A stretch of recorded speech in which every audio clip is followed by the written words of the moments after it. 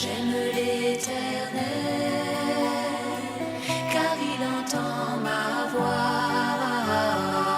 Il a penché vers moi son oreille, et je le chanterai toute ma vie.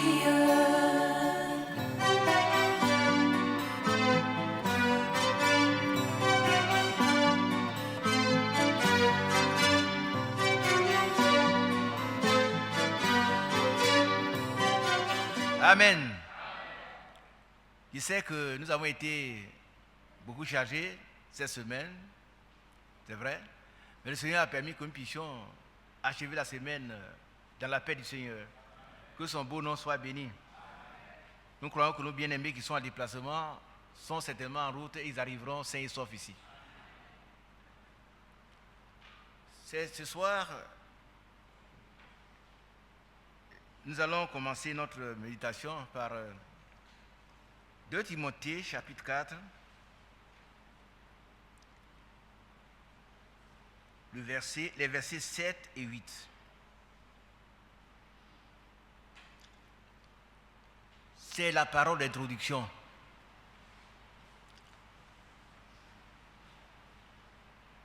Une parole que beaucoup de gens connaissent et aiment citer.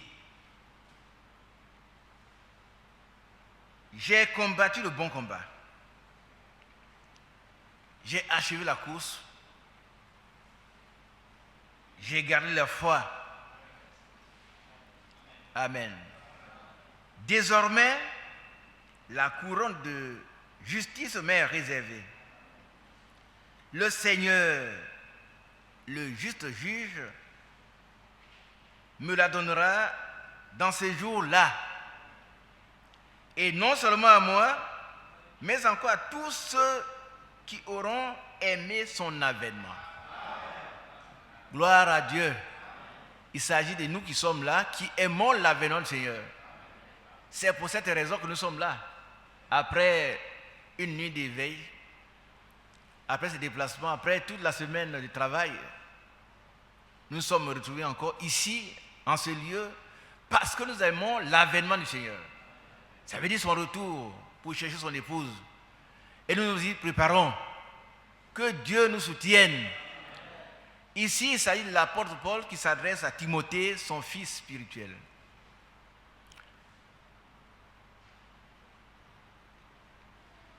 Il y a donc un combat. Le chrétien est un combattant.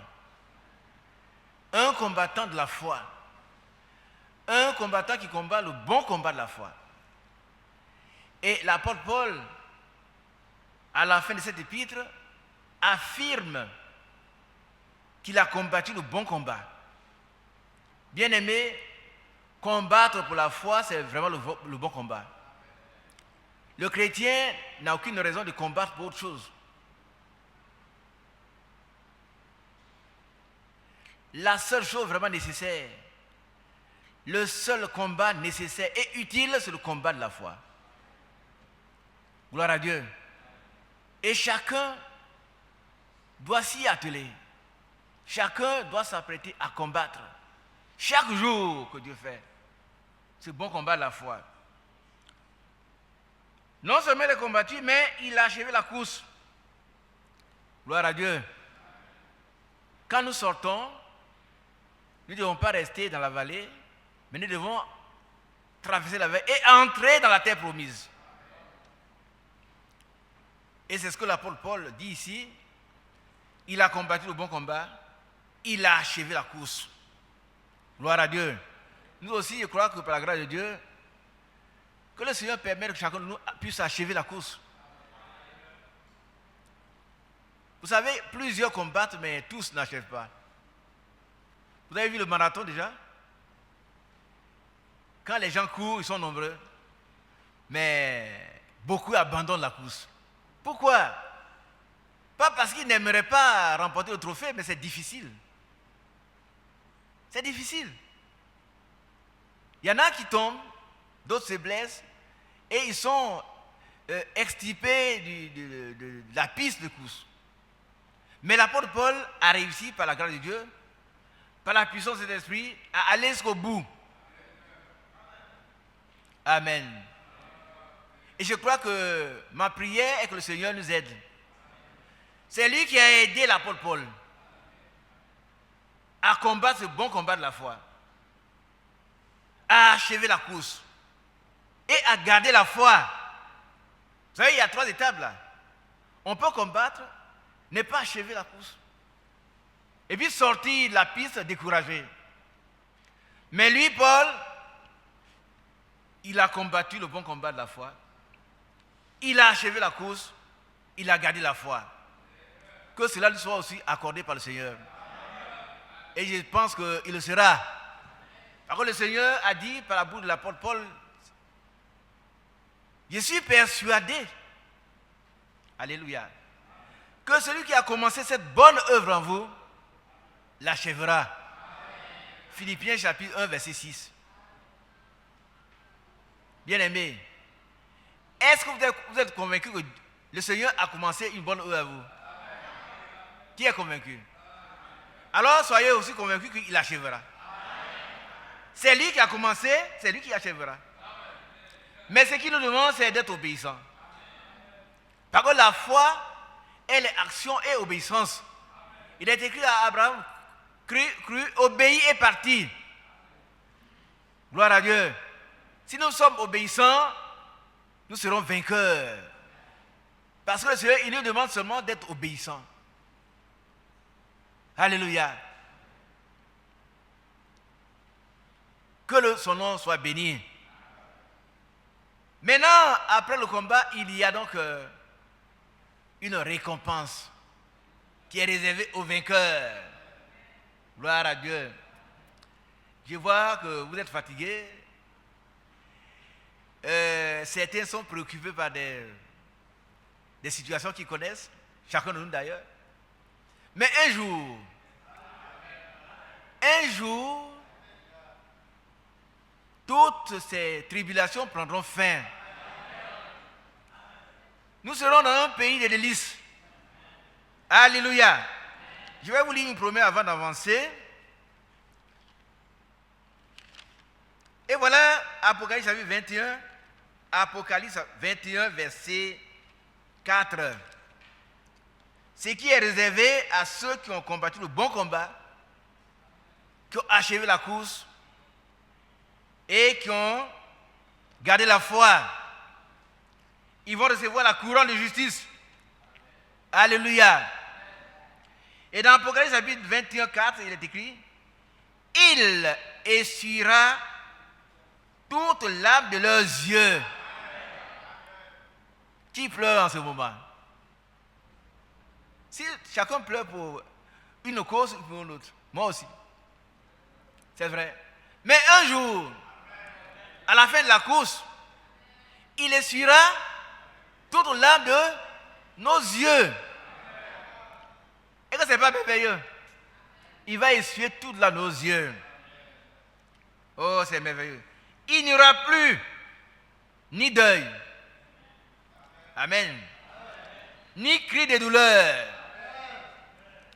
Dis Amen pour moi. Aujourd'hui, nous crions de douleur. C'est vrai, quand on voit certaines circonstances, on crie de douleur. On dit, Seigneur, pourquoi? Seigneur, jusqu'à quand? Seigneur, Seigneur, Seigneur, nous crions de douleur. Nous sentons certaines douleurs. Mais un jour, il essuiera lui-même toute larme de nos yeux. C'est-à-dire, il va nous consoler. Et nous dira, bon et fidèle serviteur, entre dans la gloire de ton maître. Moi, j'aimerais entendre ce cri-là. Bien-aimé, et vous? Qui voudrait entendre cela? Oh, après cette souffrance, cette terre, un jour, le Seigneur va nous dire, bon et fidèle serviteur. C'est une appréciation juste. Bon et fidèle serviteur. Entre dans la gloire de ton maître. Alléluia. Mais avant d'y entrer, il y a un combat. Le combat de la foi. Alléluia. Il n'y aura plus ni deuil, ni cri de douleur. J'insiste là-dessus, cri de douleur. Combien parmi les chrétiens crient de douleur? C'est vrai. Il y a des situations qui nous font crier. Seigneur, jusqu'à quand tu interviendras? Et le Seigneur semble ne pas écouter. Mais il écoute. Il écoute bel et bien. Il écoute nos cris. Et un jour, il n'y aura plus de cris de douleur. Car les premières choses ont disparu. Dieu soit béni. Vous savez que l'apôtre Paul nous dit que la couronne de justice ne lui est pas réservée à lui seul. Mais à qui? À nous aussi. À tous ceux qui auront aimé le retour du Christ. Et ceux qui aiment le retour du Christ, qu'est-ce qu'ils font? Ils attendent le retour du Christ. Qui attend? Nous attendons. Quand nous parlons de l'espérance, l'espérance c'est une attente. C'est une attente patiente. Malgré les épreuves, notre espérance, nous la voyons comme une encre sûre qui nous maintient encore dans la foi, quelles que soient les douleurs. Et un jour, il essuiera quoi?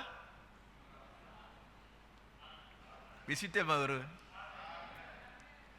Vous n'êtes pas heureux, hein? Ici, là, dans ce monde, personne ne vous console. Moi, j'y crois. Il n'y a personne pour consoler, hein? Les gens, ils viennent, vous avez un problème, ils viennent, oh, du courage. Et puis quand ils partent, ils vont en parler là-bas, on lui parle, voilà, il a des problèmes. Hein? Des hypocrites, tous. Mais le Seigneur, il est amour, il est miséricordieux. Et ces jours-là, il essuiera toutes les larmes de nos yeux. Les larmes qui coulaient à cause des difficultés sociales, à cause des problèmes de foyer, à cause des persécutions relatives à notre foi, à cause de notre indigence,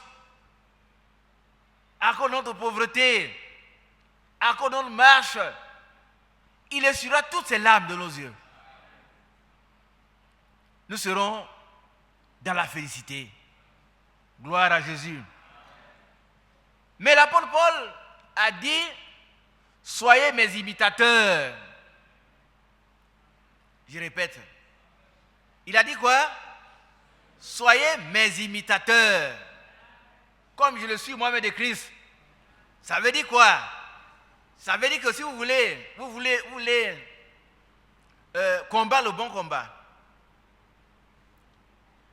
achever la course, garder la foi et obtenir la couronne de justice, il faut faire comme moi. Qui a bien compris? Imiter, ça veut dire faire comme lui. Il faut suivre l'exemple, le chemin qu'il a suivi. Comment il a fait pour vaincre? Nous devons suivre ce chemin-là. Vous savez que notre frère Branham a prêché sur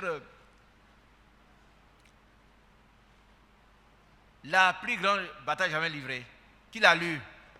Il s'agit d'un combat qui se passe à l'intérieur. Et c'est un combat terrible. Mais ceux qui font confiance au Seigneur deviennent vainqueurs. C'est comme Paul. Mais il y a une stratégie de combat. Ça veut dire qu'il y a des techniques pour vaincre. Et ce sont ces techniques que Paul nous enseigne. Il nous montre comment lui il a réussi. Gloire à Dieu. Nous allons ensemble découvrir quelques techniques. Nous prenons 2 Timothée.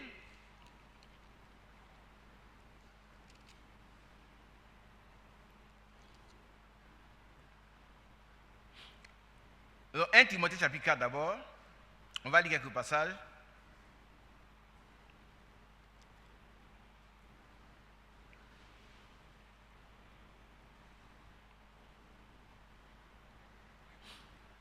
Gloire à Dieu. Est-ce que vous suivez? J'ai donné quelle référence? Et c'est pour découvrir quoi? Les techniques de combat, la stratégie du vainqueur. Vous savez que l'apôtre Paul, c'est un coach. C'est quelqu'un qui connaît, c'est un expert dans le combat.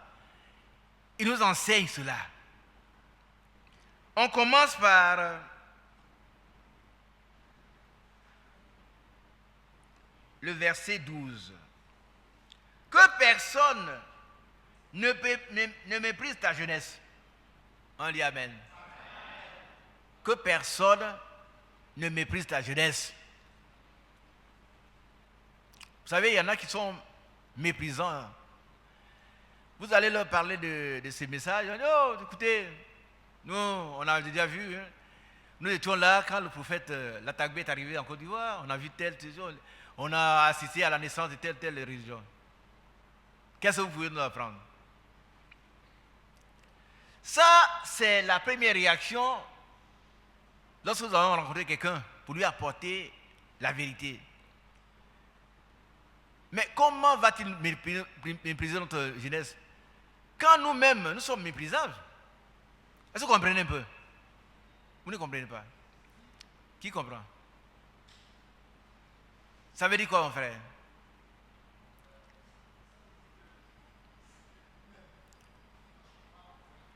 Dieu te bénisse. Donne le micro à mon frère.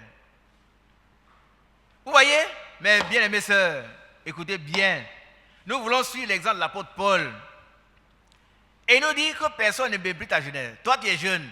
Tu vas rendre témoignage. Oui, on a reçu un prophète. Nous sommes à la fin des temps. Nous sommes à la fin des temps. Bientôt, le Seigneur vient chercher son épouse. Il fait partie intégrante de l'épouse. Ça, c'est bien. Et le vieux, comme moi, il te regarde avec des yeux remplis de doutes. Comment ce jeune homme ose déclarer de cette manière formelle? Mais il va te mépriser si toi-même tu deviens méprisable. Ça veut dire quoi, mon bien-aimé? Lève-toi et puis parle avec assurance. Ça veut dire que si nous-mêmes qui devons... Prends le micro. Hein. Voilà, si nous-mêmes, nous qui devons annoncer la parole de Dieu, nous ne vivons pas correctement selon cette parole. Dieu te bénisse. Il faut arranger un peu. Nous annonçons. Ouais, nous annonçons l'évangile. Ouais. Nous devons être des exemples. Oui. Au milieu de ceux qui nous regardent. Et si nous ne vivons pas selon ce que nous annonçons, alors nous devions méprisables. Pourquoi? Parce que nous sommes hypocrites. Qui a bien compris? Sinon, aucun vieillard, aucune femme, aucune maman ne peut vous mépriser si vous marchez droitement. On peut ne pas vous aimer. Ça c'est sûr. On peut ne pas vous aimer, on reconnaîtra que vous êtes sincère. Qui a déjà vu un lièvre?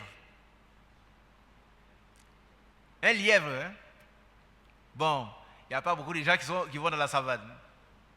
Moi, j'en ai vu. Le lièvre, il est comme le lapin. Il n'est pas très beau. Il a des longues oreilles. N'est-ce pas? Malgré cela, les autres animaux reconnaissent qu'il est plus rapide qu'eux. Amen. Ils sont perdus. Ils disent, mais comment le frère Isaac que nous d'avoir dans ce... C'est-à-dire, même si on n'aime pas ce que vous dites, mais on va reconnaître la vérité de ce que vous dites. Est-ce que vous comprenez? On dit, ce jeune homme, je ne l'aime pas, mais il dit la vérité. Le lièvre, il a des grandes oreilles, il n'est pas beau. Mais on reconnaît qu'il court plus vite. Ça, au moins, c'est vrai. On va le mépriser. Mais si toi qui apportes la parole, tu vis contrairement à la parole, tu seras méprisé, sûr. Tu seras foulé aux pieds. Alléluia. Parce que la Bible dit que vous êtes le sel de la terre. Si le sel perd sa saveur, terminez la phrase, mon frère. Avec quoi la lui rendra ton. Et tu sais? Et quand toi tu sais avec quoi on rend la saveur au sel? Si le sel a perdu sa saveur, il n'y a rien à faire. Qu'est-ce qu'on doit faire? On jette le sel dehors, on marche dessus. Si toi qui es le sel, tu te comportes mal, ils vont te fouler aux pieds. Ah, il dit que le Seigneur vient bientôt, mais comment il se comporte? Elle parle de la venue du Seigneur, mais elle vit mal. Il parle de la venue du Seigneur, mais une jeune fille est enceinte dans le quartier. Il va souvent lui rendre visite. On fait des enquêtes, c'est lui qui l'a engrossé. Lui, le chrétien, le prédicateur. Ils vont te fouler aux pieds. Ils vont te fouler aux pieds. Le Seigneur a dit, vous êtes la lumière du monde. Et si la lumière qui est en vous est ténèbres, qui continue? Vous êtes la lumière du monde. Si la lumière qui est en vous est ténèbres,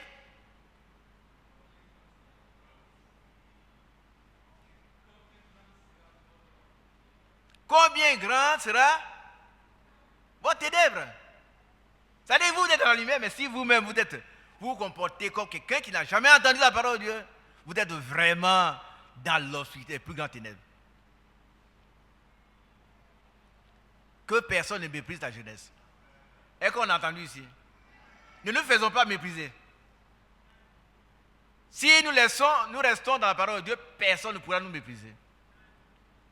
On peut ne pas nous admirer, on peut ne pas nous aimer, mais on aimera la vérité qui découle de nous. C'est pourquoi l'apôtre Paul a dit, je suis lié à cause de l'évangile. Mais la parole de Dieu ne peut être liée. Amen. Que Dieu vous bénisse. Vous voulez qu'il arrête maintenant? Dieu vous bénisse. Je suis après. Que personne ne brise la diligence. Maintenant, mais sois un modèle. Alléluia. Sois un modèle. Qu'est-ce qu'un modèle? Qui est enseignant ici? Enseignant du primaire comme moi. Gâteau. Qu'est-ce qu'un modèle? Vous savez, Gâteau, il se réveille. Hein? Sois un modèle. Écoutez-moi bien, mes soeurs. Lève-toi et donne le modèle. Tourne-toi comme ça, rapidement. Peut-être qu'une prochaine fois, on va approfondir cela. Sois un modèle. Alors voilà, monsieur l'instituteur qui va donner un modèle. Qu'est-ce qu'un modèle, Gâteau? Le modèle, c'est l'élément sur lequel on regarde pour pouvoir faire quelque chose. Oui, mais toi, en tant qu'instituteur, qu'est-ce que tu fais? Qu'est-ce que tu montres comme modèle au tableau? Donc, moi, en tant qu'instituteur, le cours que je dois faire, je donne l'exemple. Je donne le cours et les enfants suivent. Oui, mais pour écrire A, qu'est-ce que tu fais? Je fais une esquisse de A au tableau. Voilà. Voilà l'instituteur, Vous voyez, est-ce tu viens dire, tu aux hommes, écrivez A? Non. Non. Il faut qu'il voit le modèle.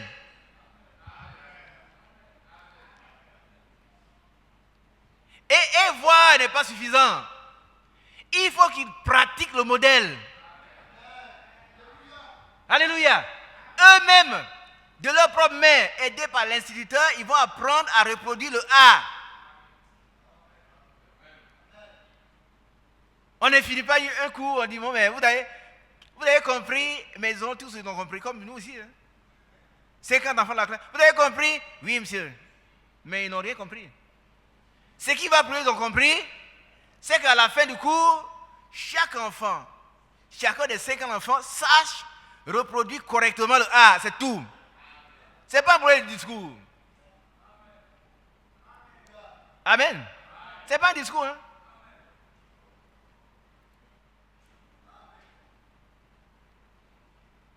S'ils savent reproduire le modèle, alors ils ont compris. Et puis l'enseignant lui-même, dans sa classe, il doit être un modèle. Non seulement il donne un modèle, mais il se donne un modèle. Il en est le même du prédicateur que nous sommes. C'est quoi que vous devez toujours de prier pour moi? Est-ce que vous le faites? Tu le fais. Continue de le faire, on n'a pas fini la marche. Alléluia. Et le frère Franck demande qu'on prie pour lui. L'apôtre Paul a demandé qu'on prie pour lui. Nous avons besoin de vos prières. Chacun de nous doit être un modèle. Sœur, est-ce que vous comprenez? Vous devez être un modèle dans votre foyer. Si vous n'êtes pas encore marié, vous serez un modèle dans la famille. On doit vous citer un exemple. On doit vous copier. On doit copier votre manière de parler. Qui a bien compris? Vous savez, il y a des chrétiens qui parlent mal. Il y a des gens qui disent chrétiens qui parlent mal. Frère, c'est comme ça, moi je parle. Tu sais que tu n'es pas un modèle. Ce que tu dis, on ne peut pas répéter. On ne peut pas répéter. Quand tu parles, c'est comme un dragon qui crache du feu. On ne peut pas répéter ce que tu dis. Ça fait honte. Tu n'es pas un modèle en parole. Le chrétien doit être un modèle en parole. Non seulement dans la manière de parler, mais aussi dans la fidélité. Qui suit? Si le chrétien te dit, frère, tu m'as prêté de l'argent, hein? Mais je te le rends lundi. Qu'est-ce qu'il va faire? Qu'est-ce qu'il va faire? Il va être fidèle à ce qu'il a dit. Il va tenir parole. Le chrétien, c'est un homme de parole. C'est un modèle. Et c'est pour ça que dans les services, on confie toujours, très souvent, des responsabilités délicates aux chrétiens, aux vrais chrétiens. Gloire à Dieu. Sois un modèle, ma soeur. Un modèle pour ton époux. Un modèle pour tes enfants. Un modèle pour tes voisins. Un modèle tout court. Mais si toi, tu peux mentir, est-ce que tu es un modèle? Est-ce que tu es un modèle? Tu n'es pas un modèle. Sois un modèle. Gloire à Dieu. En parole. En conduite. Sois un modèle en conduite. La conduite ici, c'est la conduite morale d'abord. La manière dont tu te conduis dans la société, dans la famille. Quand on te voit, on peut te faire confiance. Vous savez, il y a des gens qui ne sont pas des modèles. Hein. Il affirme être chrétien, il a reçu le message, il a fait des temps, il va être enlevé. Mais lui-même, il n'est pas un modèle. On ne peut pas lui confier quelque chose. On ne peut pas, il n'est pas sincère, c'est un hypocrite.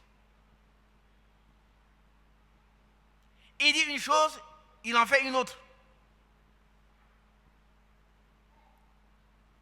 Il blasphème. La manière de te conduire doit être un modèle.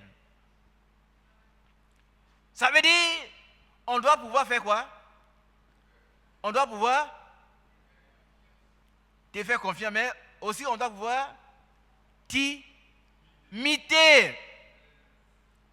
Est-ce qu'on comprend, mes soeurs? On doit pouvoir t'imiter. On doit pouvoir dire, cette petite fille-là, vraiment, je n'aime pas son église, mais vraiment, c'est quelqu'un de bien. Il faut lui faire appel, vous allez voir. Et là où la situation bloque, dès que tu arrives, tu débloques tout. Amen. Sois un modèle en conduite. Il s'agit de la conduite morale. Mais ici, il y a la conduite automobile.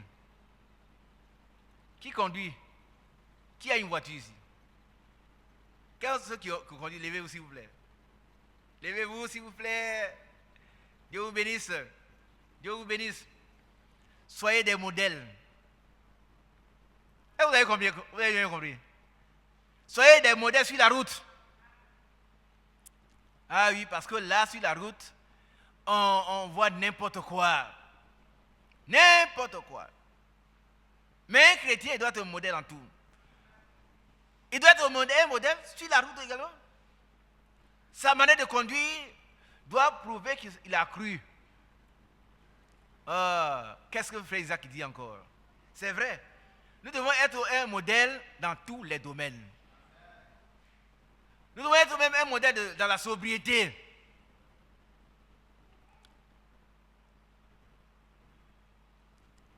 Vous comprenez? Est-ce que vous comprenez ici? Tu comprends? Il y a des chrétiens qui, quand ils sont devant le repas, on met un plat pour tout le monde. Ils sont 4, mais ils se servent et ils mangent la moitié du plat. Ils mangent la moitié du plat. Ce n'est pas des modèles. Tu dois être un modèle de sobriété. Alléluia. C'est très important, frère. On doit pouvoir t'imiter dans tous les domaines. On doit pouvoir faire comme toi, en parole. Mais si toi, tu es toujours en train de jurer, en train d'insulter, en train de médire, en train de gueuler, tu n'es pas un modèle. Soyez mes imitateurs, comme je le suis de Christ, a dit l'apôtre Paul. Et il dit à tout le monde, sois un modèle en conduite.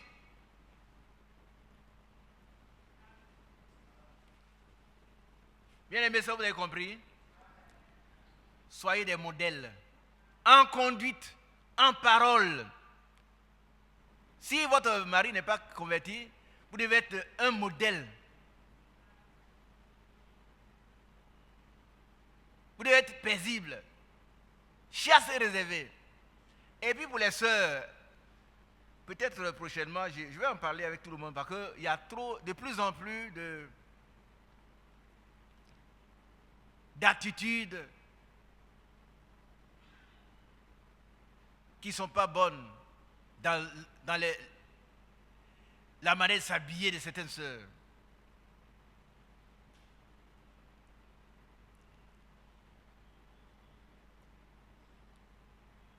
Ah, il y a une soeur qui rit là, elle dit, je ne vous attaque pas, hein.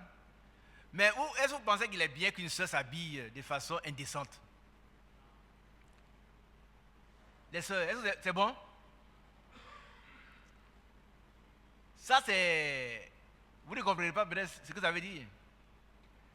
Mais une femme qui s'habille ne doit pas exposer son corps. Qui a bien compris ça? On doit voir ton corps dehors. Mais il m'a été donné de remarquer, dans cette assemblée encore, des sœurs qui s'habillent. C'est comme s'il n'y a plus de tissu. C'est-à-dire que la robe épouse toute leur forme. Ça veut dire qu'elles veulent montrer leur corps. C'est de la débauche. Qui a bien compris?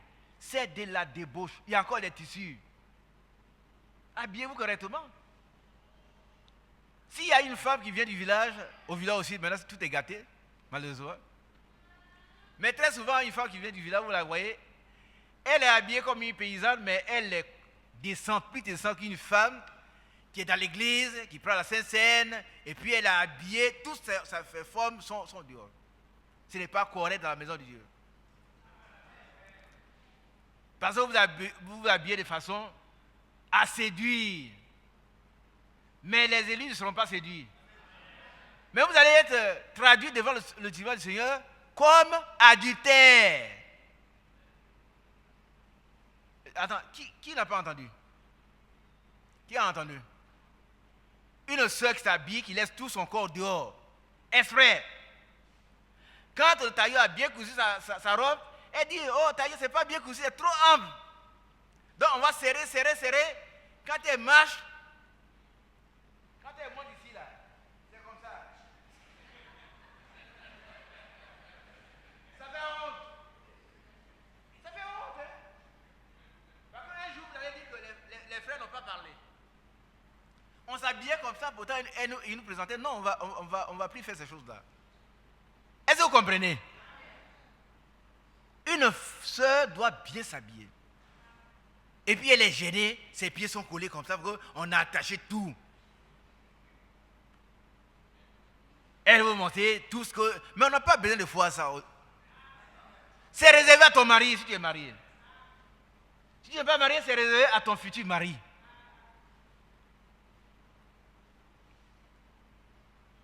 Pourquoi une telle soeur s'habille comme ça? Qu'est-ce qu'elle fait? Elle copie. Qu'est-ce qu'elle copie? Elle copie le monde.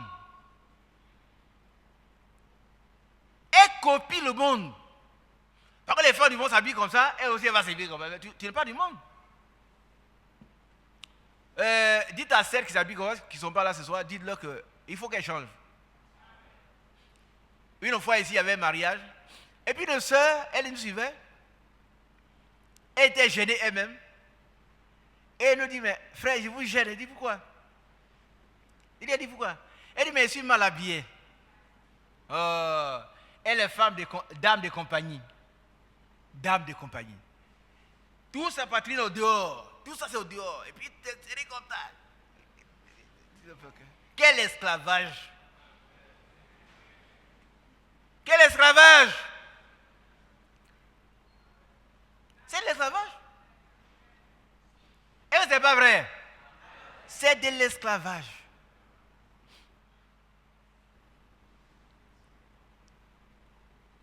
Sœur, tu dois être un modèle. Tu dois t'habiller correctement. Amen. Elles ne sont pas d'accord. Oui, soyez d'accord, hein, c'est pour votre bien. Vous avez reçu le message du frère Branham? Qui a accepté ce message? Mais il dit qu'il y a beaucoup de femmes qui seront traduites devant le tribunal du Seigneur comme adultères parce que par leur comportement, elles ont amené les gens à les convoiter. Tu seras surprise. On dit les adultères, mettez-vous à droite et puis on te met là. Moi, je garçon. Mais quand tu t'habillais là, dans ton cœur là, tu voulais chercher garçon. Ce qui est dans ton cœur, c'est ce qui apparaît. Est-ce que vous comprenez? C'est ce qui est dans ton cœur qui apparaît.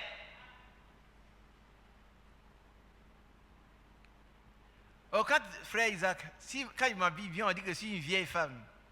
Mais sois une vieille femme. Bientôt tu auras 18 ans. Mais il faut que tu sois un modèle en habillement. On a bien compris, mes enfants? C'est vrai. Sois un modèle en parole, en conduite,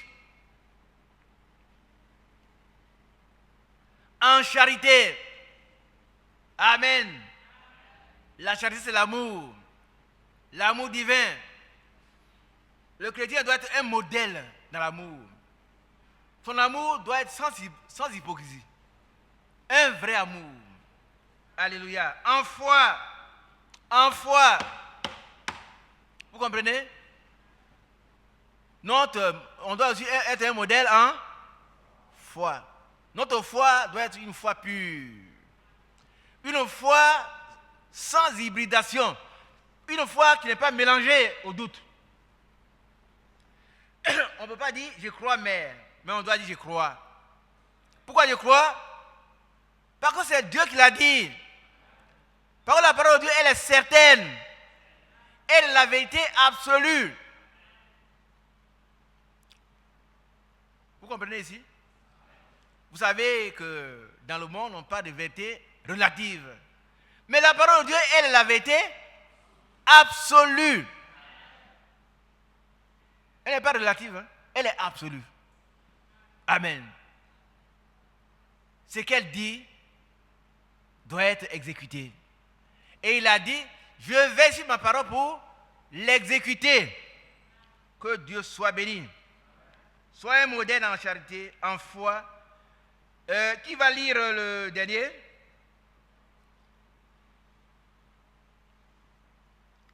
C'est le verset 12. Hein? Sois un modèle en foi et en pureté. Ça veut dire quoi? Qu'est-ce que ça veut dire? Oh, le frère, il pose des questions. Qu'est-ce que ça veut dire, un modèle en pureté?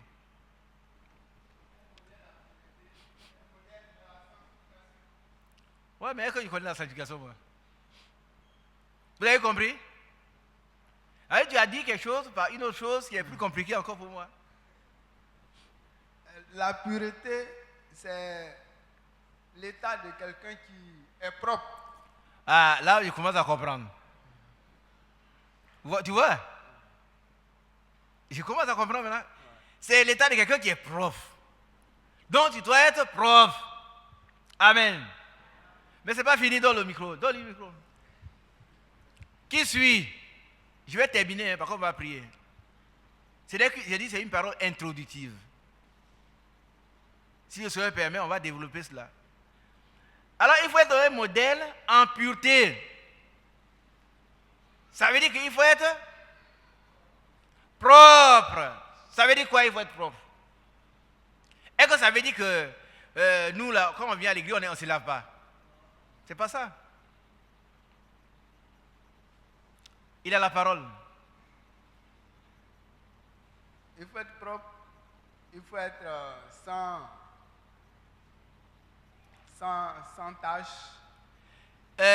Mon cher frère, il ne faut pas chercher à dire ce que tu évites ce que tu veux dire. Dis ce qui est dans ton cœur. Bon, d'accord. C'est que je suis. Être pur, pour moi, c'est quelque chose qui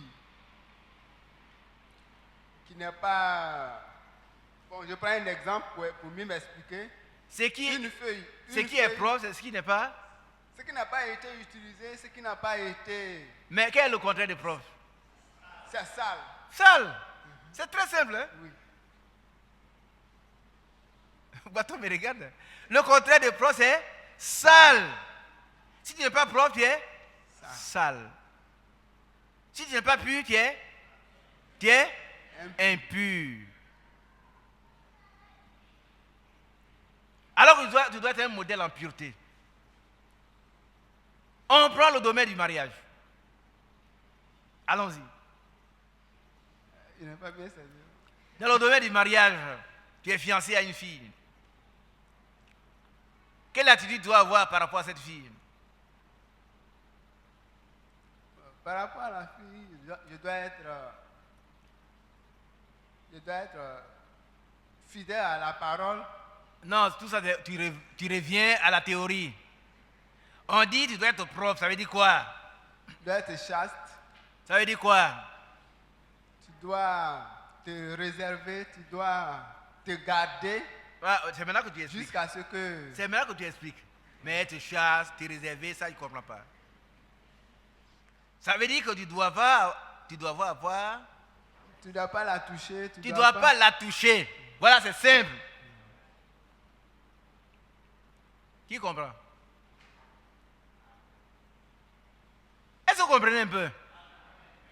Votre fiancé, on ne lui donne pas de bises. Ah, ça c'est trop fort. Le frère a touché un point trop dur. Comment? Elle brille, quand même, si on ne va pas trop loin, quand même, sur la joue. Non! Amen. C'est pas ta femme. Il faut être pur.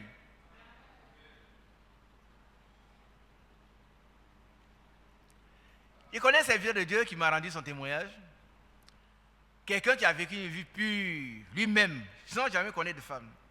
Mais la veille de leur mariage, et puis sa fiancée par terre, il a donné une petite bille ici. Le Seigneur l'a repris sévèrement. Oui, oui. Jamais ils n'ont fait quoi que ce soit. Mais demain, on va se marier. Il a donné, il dit, ma bien-aimée, à demain, c'est terminé. Il a été obligé d'aller se confesser. Parce que le Seigneur l'a tourmenté. Mais très souvent, pourquoi le Seigneur ne vous tourmente pas? Parce que il y a tellement de choses sales. Est-ce que vous comprenez?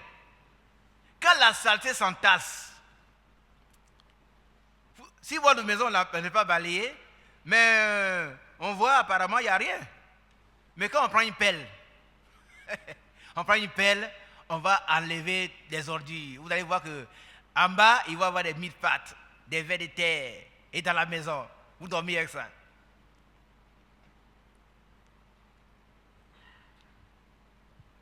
Celui qui joue avec la parole de Dieu, sa conscience est émoussée. Sa conscience n'est plus aiguë. Sa conscience n'est plus pointue. Donc il peut embrasser sa fiancée, ce n'est pas son problème. Oh, demain on va se voir. Non, ça lui dit. Mais celui qui s'est conservé pur, il va regretter. Par contre, ils ne sont pas encore mariés. Il ne vous a même pas permis d'écrire « Oh, je t'embrasse ». Vous pouvez lui dire que Dieu te bénisse. J'ai lu un témoignage à son frère d'une femme dans une église évangélique. Elle entretenait des rapports d'adultère avec le pasteur. Ils ne sont jamais connus, hein, mais c'est dans les lettres. Dans les lettres. Même dans les salutations doivent être pures. Il y a une manière de se comporter avec son épouse.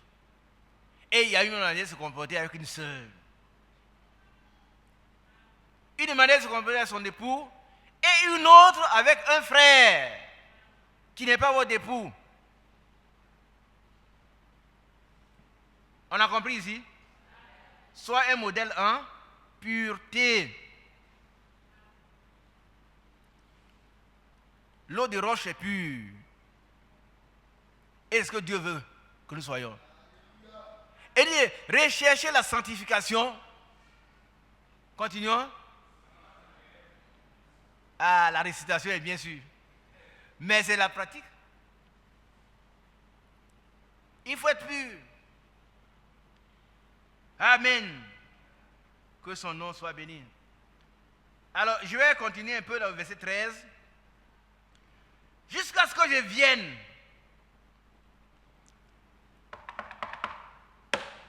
Écoutez ici. Jusqu'à ce que je vienne. Jusqu'à ce que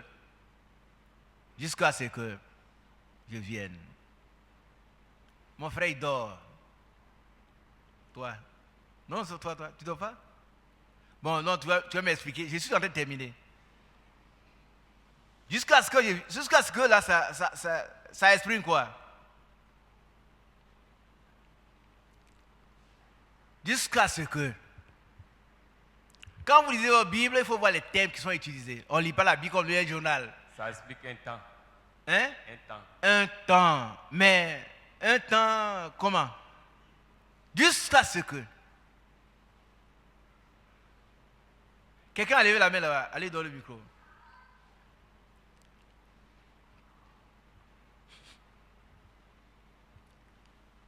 Dieu te bénisse, mon frère.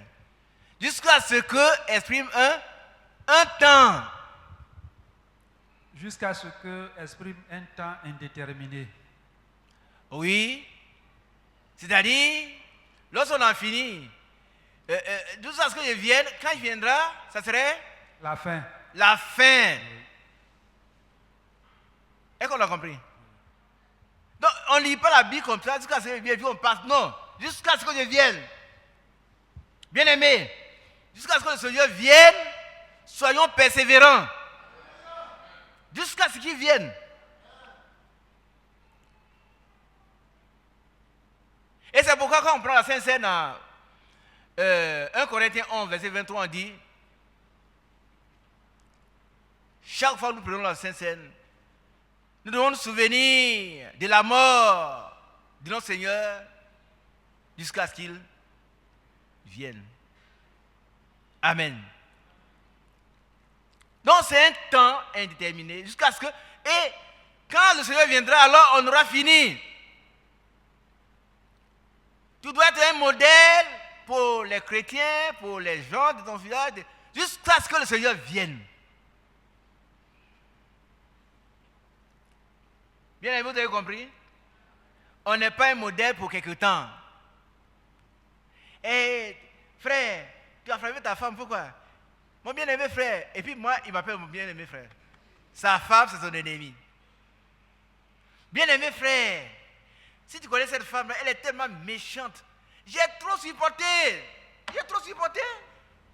J'ai trop supporté. Qui peut supporter quoi? Non, celle-là, tu ne veux pas la supporter.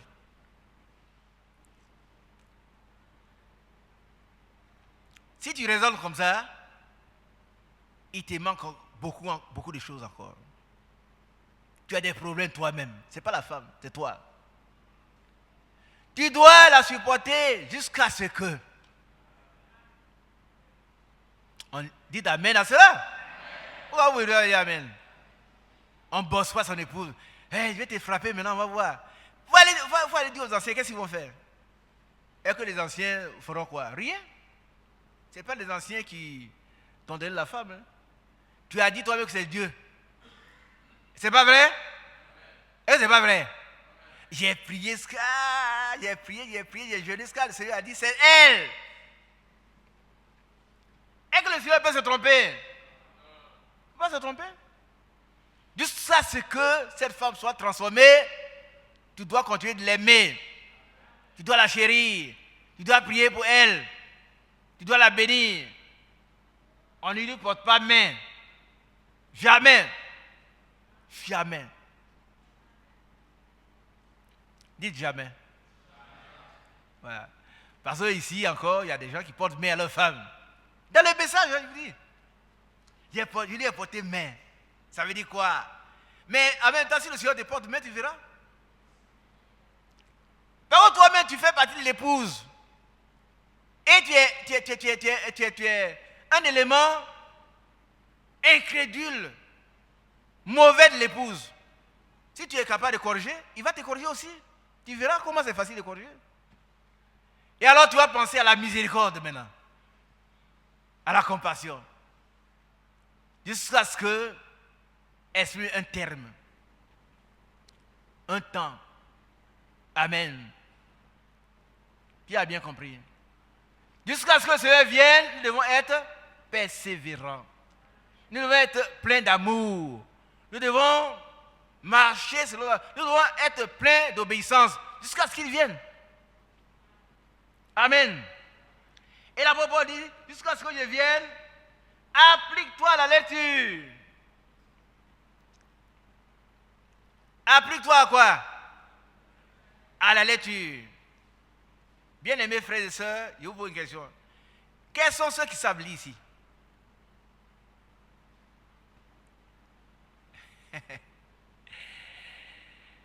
Levez bien la main. Dieu vous bénisse. Et quels sont ceux qui ne savent pas lire? Tout le monde sait lire. Hein? Dieu vous bénisse également. Vous allez apprendre à lire. Et, vous voyez, on va présenter nos bien-aimés qui apprennent à lire un jour ici. Hein? On dit amen. Amen. Elles avancent. Elles avancent. Déjà pour quelques mois, elles font beaucoup de choses. Ils font parce qu'il y a des hommes aussi. Non? Vous savez que ça, c'est une parenthèse. Hein? L'apprentissage, c'est tout au long de la vie. Amen. Alors ici, l'apôtre Paul dit, jusqu'à ce que je vienne, applique-toi à la lecture. Maintenant, quels sont ceux qui s'appliquent à la lecture ici? À la lecture de la Bible, à la lecture des brochures. Quels sont ceux qui s'appliquent? S'appliquer, ça veut dire quoi?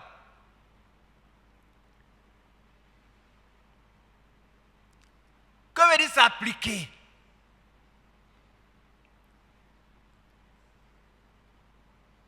Alors on lit, on ne comprend pas. Alors. On lit, et puis on lit, l'apôtre dit, applique-toi à la lettre, c'est fini. Mais tu n'as rien compris, qu'est-ce qu'il dit? Applique-toi à la lettre, ça veut dire quoi? Au fond, mon frère Pascal, je suis en train de terminer. À 17h, on va prier quelques instants et puis on va partir. Mais il voulait qu'on prenne la parole de Dieu. Parce qu'elle est pratique. Ce n'est pas de la théorie, hein? Ce n'est pas de la théorie. S'appliquer, ça veut dire très bien faire. Très bien faire. Faire avec sérieux, avec soin. Avec soin. Maintenant, je prends une brochure. Je prends par exemple Debout dans la brèche. Le soir, je suis couché et puis je cherche le sommeil. Ah, les frères, Debout dans la brèche, j'attends. On avance ça sur le lit. Le matin, je ne me rappelle même pas que j'ai lu quelque chose. Mais ma brochure a disparu. Qui a lu Debout dans la brèche? Mais qu'est-ce que le frère dit dedans? Qu'est-ce qu'il y a dedans? D'abord, que veut dire debout? Et puis la brèche, c'est quoi?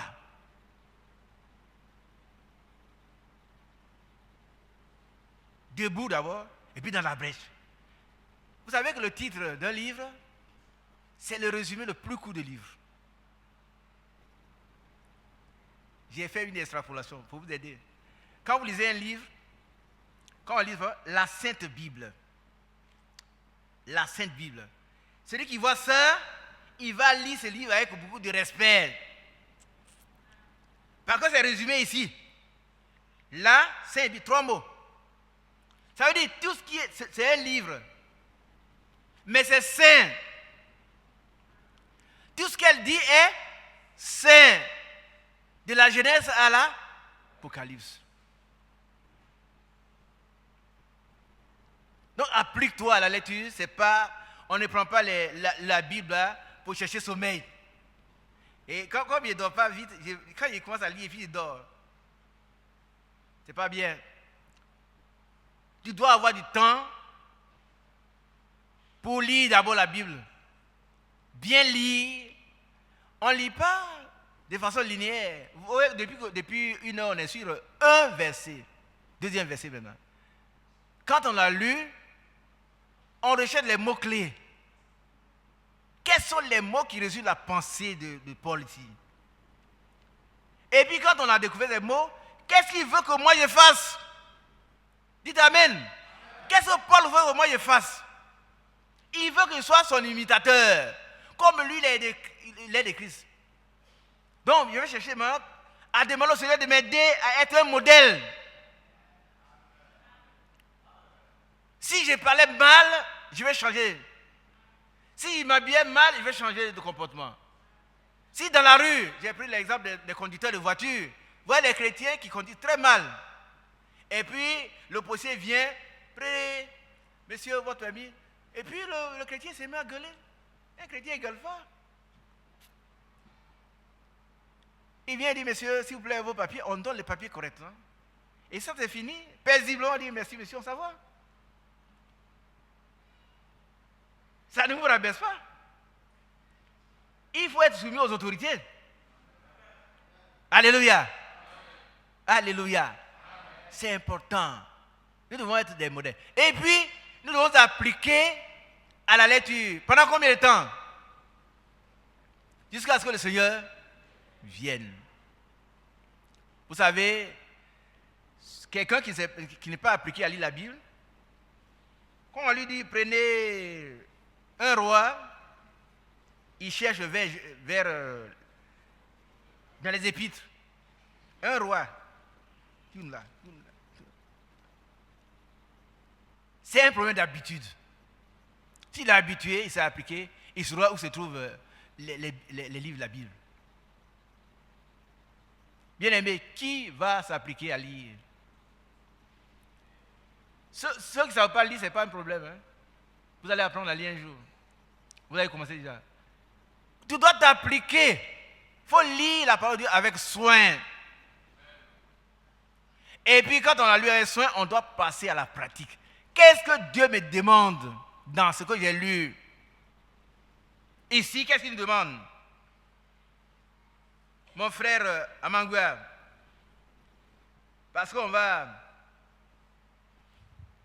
dans le verset 12, qu'est-ce que le Seigneur nous demande?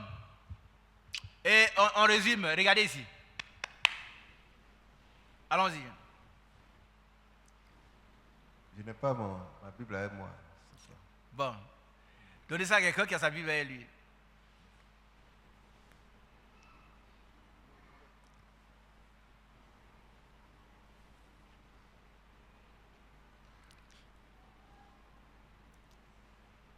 1 Timothée 4, verset 12.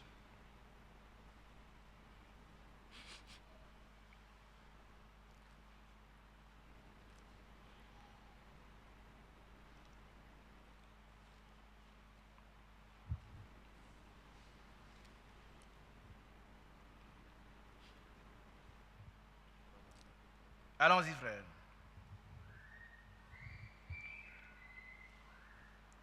Que personne ne méprise ta jeunesse. Bon, qui a bien compris cela? Mais tu ne seras méprisé que si toi-même tu te rends méprisable. Méprise. On continue. Mais sois un modèle. Un modèle, c'est quoi un modèle, avant-garde? Un modèle, c'est, comme on l'a dit, c'est une représentation. C'est quelque chose auquel on se réfère. Voilà. Et qu'on peut imiter. On peut imiter. Oui. Continuons. Sois un modèle pour les fidèles. Oui. En parole, En parole. en conduite. Oui, mais vas-y, dis un mot qu'avec sur les paroles. Un Comme- modèle à parole. Ouais. Ce que tu dis, il faut que tu vives cela. Ouais. Et puis que ton oui soit Ton oui soit oui, ton non. ton non soit non. Est-ce qu'on l'a bien compris? Quand tu dis oui, sœur, non, je vais faire ça. Tu t'es engagé, tu vas le faire. Ah, je ne peux pas le faire parce que je n'ai pas de moyens, mais tu ne le feras pas. On dit Amen? Que ton oui soit oui, ton non soit non. Et que les paroles grossières ne sortent jamais de ta bouche. Les plaisanteries grossières. Quand tu parles, tes propos doivent être assaisonnés de sel. Ils doivent être doux à entendre. Ils doivent apporter une certaine consolation. Un modèle en parole. On continue. En parole, en conduite. En conduite. La conduite, c'est quoi? Le comportement. C'est le comportement. C'est la manière de se tenir devant les autres. La manière de parler, la manière d'agir, la manière de faire. C'est un comportement. Et le comportement, c'est la manifestation de ce qui est dans notre cœur. Est-ce que vous comprenez? Ce qui est dans le cœur, c'est ça qui sort. Et c'est pour ça qu'on dit que les lapsus, là, à travers les lapsus, il y a beaucoup de vérités qui se disent. Il y a des choses qu'on cache et puis, hop, ça sort. On dit, ah, non, c'est pas ce qu'il voulait dire. Mais ça, tu le cachais. Et c'est sorti. Continuons, frère. En charité. Charité, c'est l'amour. Tu dois être bon, comme Dieu est bon. En foi. Oui. En pureté. Oui. Donc on a dit que ici la pureté parle de l'état de l'individu. Il faut être propre. Propre. Il faut sortir de tout ce qui est de la saleté. Ouais. Il faut s'éloigner de tout ce qui est souillé. Amen. Ce qui est souillé là, tu dois sortir de là. Tu dois te laver dans la parole de Dieu. Tu dois le mettre sous le sang de Jésus. Amen. On continue. Au verset 13. Jusqu'à ce que je vienne. Jusqu'à ce que exprime un temps. Un temps indéterminé. Ça veut dire que le chrétien, ici, l'apôtre Paul dit à Timothée de lire. Mais nous, Dieu nous demande de persévérer jusqu'à ce qu'il vienne. Sans relâche. Par contre, la Bible dit celui qui se relâche est frère de celui qui détruit. Vous ne connaissez pas ce passage, hein? Qui connaît ce passage? Celui qui se relâche est frère de celui qui détruit. Ça veut dire quoi? Ça veut dire que si tu baisses les bras, ce que tu as commencé ne va plus avancer. Dans tous les domaines. Tu fais une plantation, ça commence à marcher. Oh, moi, je ne vais plus au champ. 2 jours, 3 jours, 4 jours, 1 mois, une année, vous allez, c'est devenu la brousse. Tu persévères, tu arrêtes la persévérance. Mais tu détruis. Tu es un destructeur. On ne doit pas se relâcher jusqu'à ce que le Seigneur vienne. On continue. Applique-toi à la lecture À la lecture de quoi? de la Bible, De la Bible. Et ici, pour nous, de la Bible, de quoi encore? la parole. La parole. Des brochures que nous recevons. Il faut les lire. Continue, frère. À l'exhortation, À l'exhortation, c'est quoi? C'est ce que nous sommes en train de faire.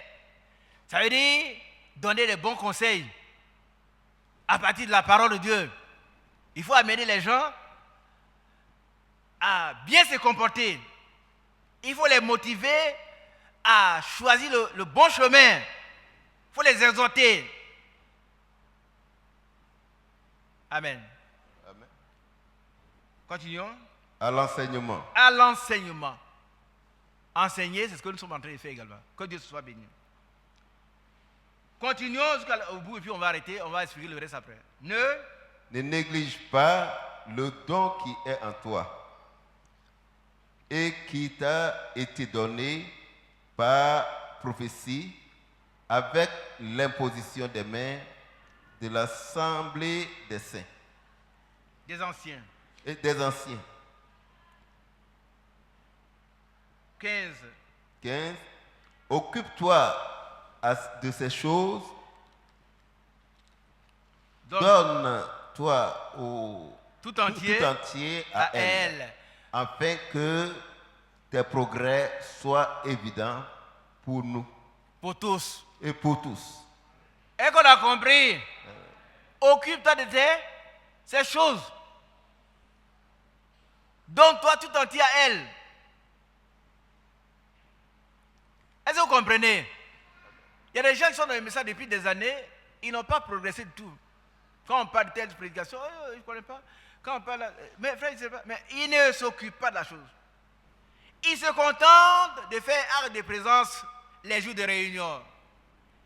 Ils doivent sonder les Écritures afin que ses progrès soient évidents pour tous. On doit voir que cet enfant a grandi dans la foi.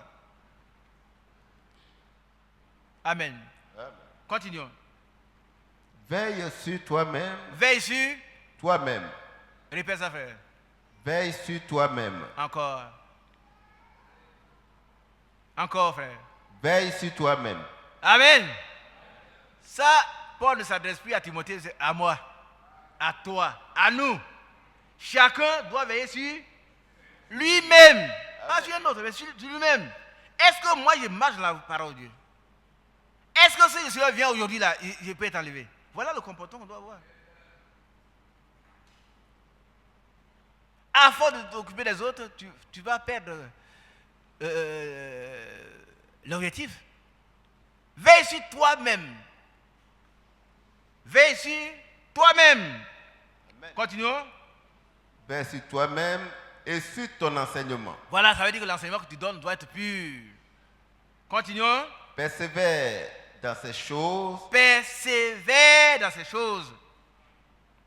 car en agissant ainsi, tu te sauveras toi-même. Et tu sauveras ceux qui t'écoutent. Alléluia. Alléluia. Amen. Dieu te bénisse, mon frère. On a fini. Et ça s'adresse à moi. Il s'adressait à Timothée. Timothée va se sauver lui-même et ceux qui l'écoutent. Moi aussi. Que Dieu vous bénisse. Nous allons prendre la position qui nous sied. Chacun va prier par rapport à la parole qu'il a entendue. Il va demander au Seigneur d'intervenir dans sa vie. En toute sincérité. Demander au Seigneur de créer en lui ce qui lui manque. S'il n'est pas persévérant, s'il n'est pas un modèle en parole, si c'est un menteur, si c'est un trompeur, s'il n'est pas fidèle, il doit demander au Seigneur de mettre en place tout ce qui lui manque ce soir. Prions ensemble. J'aime l'Éternel, car il pencher vers moi son oreille, et je le chanterai toute ma vie.